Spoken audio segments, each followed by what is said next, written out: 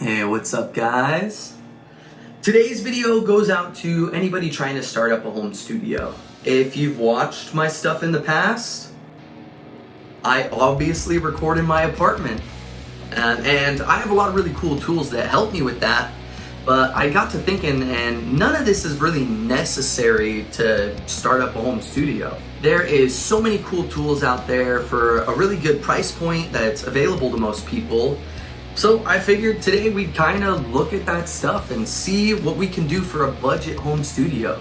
Now there's a lot of gear and software out there on the market that really is good and useful, but at the end of the day, I think the most important thing is you. You know, if you have a creative mind, you're gonna make the best out of anything. So today, we're gonna put together the budget home studio and try and come up with something. All this stuff together, I think it's like under $300, cables and all. Only thing I'm not gonna include in like that price breakdown is your instrument that you play, because obviously if you play an instrument, you probably have access to one. And then a computer, because almost everybody has a computer out there. So the first thing I want to talk about is, the DAW you're going to record into, your digital audio workstation. And there is so many options out there on the market, and honestly, there's not one that's better than another. I just always tell people whatever you can work fastest in is the best for you. I use Pro Tools just because that's what I learned on, that's what I've used the longest. What I end up working fastest in. But by no means is Pro Tools the best. I know people say it's industry standard. It is not. There's so much stuff out there on the market. I think Reaper is a really good one that's like $60. The intro to Ableton is $100. The one we're gonna be using today is free, my favorite price, and that's GarageBand. If you guys have a Mac, you've probably messed around with GarageBand before, and it is way more powerful than people give it credit for. So I'm gonna put that to the test today and see what we can come up with. Next thing you need is some way to record into that software. You're gonna need an interface of some sort. I went to Guitar Center and I picked up the Focusrite Scarlett Solo. It's a really good just bang for buck interface. It's got a solid preamp. It's really straight ahead to use. It's built really solid, so it's gonna last you a while too. And it was like 150 bucks, nothing too crazy. When it comes to interfaces, you can always spend more, of course, and that might get you, a better preamp, better controls. A lot of the UA stuff will come with UA plugins that are really high quality. But at the end of the day, you're not gonna sing any better, you're not gonna play any better. So I just kind of say, get away from the bottom of the barrel interfaces. I've tried a couple of like the $20, $30 interfaces off of Amazon, and they are just so noisy, and they're literally plastic. It's not gonna last forever. So just get past that. If you can get really into like the 1 to 150 range, you're gonna get something solid that's gonna last. Next thing you're gonna need is a microphone. So we're going with the 57 today because it's $100. They're so solid. I love the sound of them.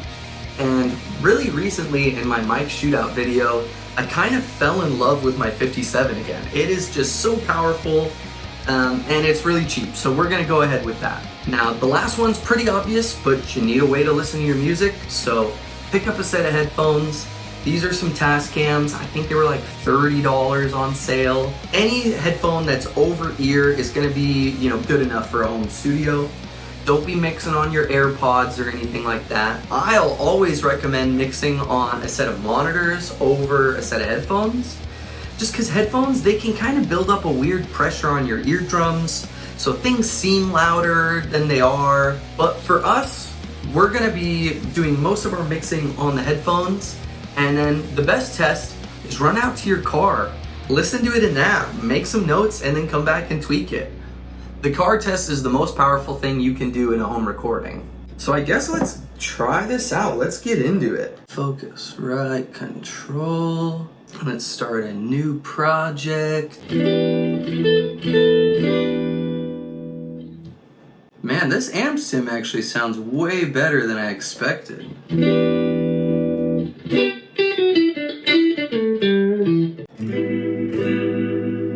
Oh yeah. You can change the mic. Do a classic 57. Also, I'm plugged into one of my monitors just so you guys can hear a little bit of what's going on. But I'm going to try and do most of the mixing on the headphones. And we got a bunch of different cabs too. I mean, obviously, let's use a 412.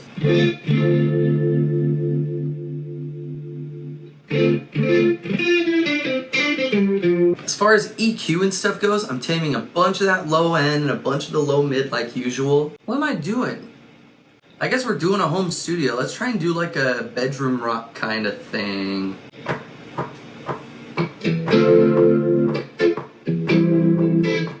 Way too slow already. 140. Yeah, that sounds fast enough. Shit, is that just a still woozy progression? Is it? Or is it just the tone that's making me think it is? If I held one thing right, it was you and me. Yeah, it is. Okay, we can't use that.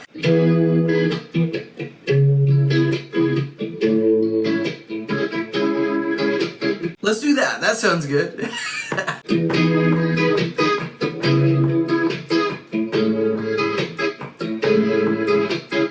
That will work. Let's get some drums on here. Yeah, let's see what the drummer can do. Kyle! Let's see what Kyle can do. Kyle shouldn't do that. Oh.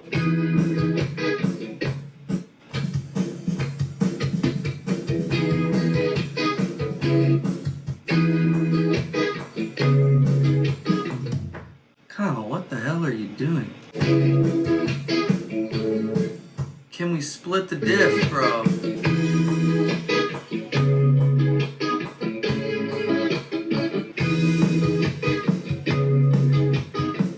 Kyle, you're fired. See what Logan can do.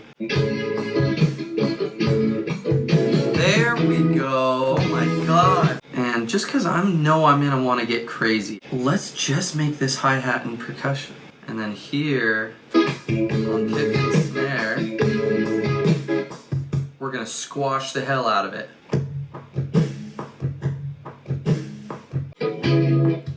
Yeah, let's change that kit. We got that. I gotta redo this guitar now though, because the drums are way tighter than I am.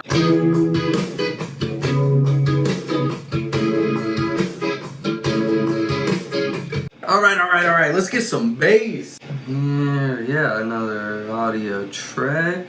Condenser? Where's my 57?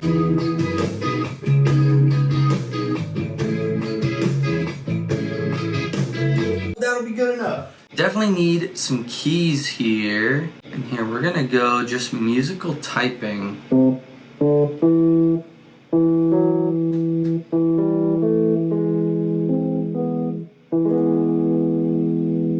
Oh my god, okay, this might mean we add another thing to the home studio. You're probably gonna want some little MIDI controller, just cause, oh my god, if I had to play a full part on that, I would go nuts. So, if you wanna pick up one of these things, I gotta use 60 bucks. It's not adding too much to the home studio.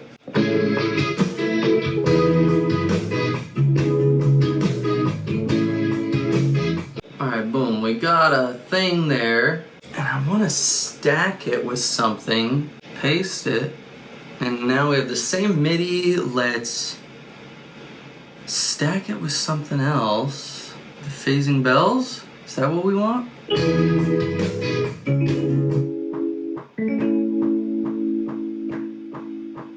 Yes, but we want more. Wide suitcase.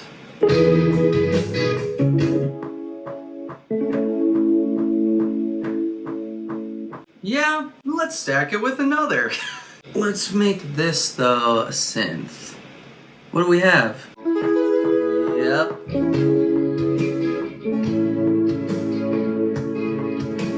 I need all of the synth to ring out just a little bit more. EQ, let's take out the low. The faders here are super weird to work, but it's alright. I'm getting used to it. Alright, let's see if we can come up with another line here. Let's do that.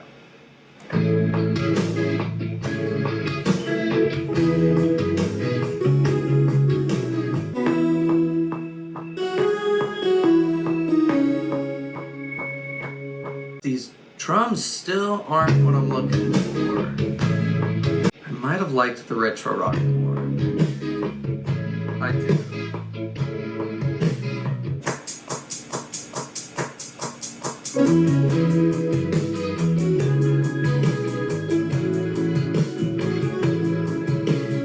We're sitting pretty good. Let's come here though and add just some transitions for drum stuff.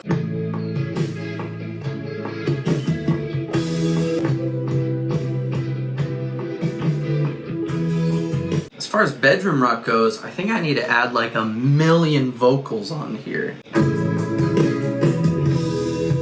Oh, oh, oh, oh. Hi, hi, hi, hi. Oh, oh,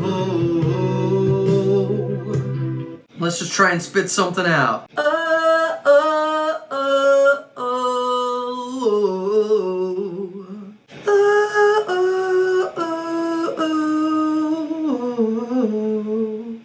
Oh, oh, oh, oh. Alright, I think we've got something here. And obviously I didn't want to do like a huge production like I do in my other videos. I just wanted to show people kind of how easy it is to get started with home recording. You don't need to drop a bunch of money on a huge fancy interface. You don't need a fancy mic. You don't even need a fancy software. Now, I'm not going to do like a huge video for the song or anything, but I'll play it for you guys so you can hear what we made today. And if you like it, smash that like button. Subscribe to my channel if you want to keep seeing stuff like this. All that really helps me out a lot. And yeah, let me know what you think of this in the comments. All right? Thanks, guys. Take it easy.